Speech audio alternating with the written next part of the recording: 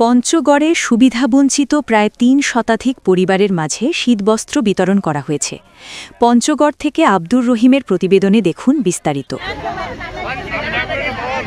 শনিবার ১০ জানুয়ারি সকাল ১১টায় পঞ্চগড়ের বোদা উপজেলার বেংহারি ইউনিয়নের পামেরপাড়া ঈদগাহ মাঠে Bangladesh scout and guide fellowship এর উদ্যোগে ও শাহজালাল ইসলামী ব্যাংক পিএলসির পৃষ্ঠপোষকতায় সুবিধাবঞ্চিত মানুষদের মাঝে শীত বস্ত্র বিতরণ করা হয়।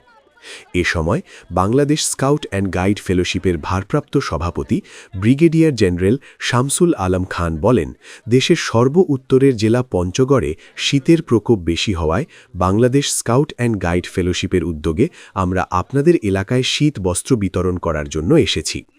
আমরা যেন প্রতি বছর আপনাদের মাঝে শীত বস্ত্র বিতরণ করতে পারি, সেই জন্য দোয়া করবেন।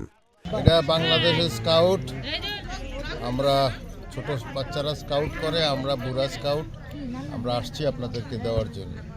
আমরা Bangla scout and guide fellowship থেকে আপনাদের এখানে শীতবস্ত্র বিতরণের জন্য আসছি। আমাদের এখানে উপস্থিত আছেন বাংলা স্কাউট অ্যান্ড গাইড ফেলোশিপের সম্মানিত সভাপতি ব্রিগেডিয়ার জেনারেল শামস খান।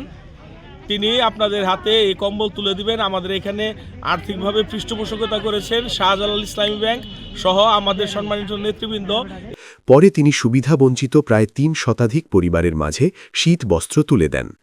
এ সময় উপস্থিত ছিলেন শীত বস্ত্র বিতরণ কার্যক্রম ২০২৩-এর আহ্বায়ক রাসেল রহমান শিমুল, নির্বাহী সদস্য মুস্তাফা কামাল অপু, প্রকৌশলী মোহাম্মদ আনোয়ার হোসেন, সাদেক হোসেন সনি, আশিকুর রহমান, শহীদ জাহান, প্রভাষক মোহাম্মদ আব্দুর রহিম, সাবেক ব্যাংকার মোহাম্মদ আব্দুল হাকিম, মোহাম্মদ জসিম উদ্দিন, মোহাম্মদ মুমিনুল ইসলাম স্বপন, ফজলে রাব্বি রিপন, বিপুল, শামসুজ্জামান সহ প্রমুখ।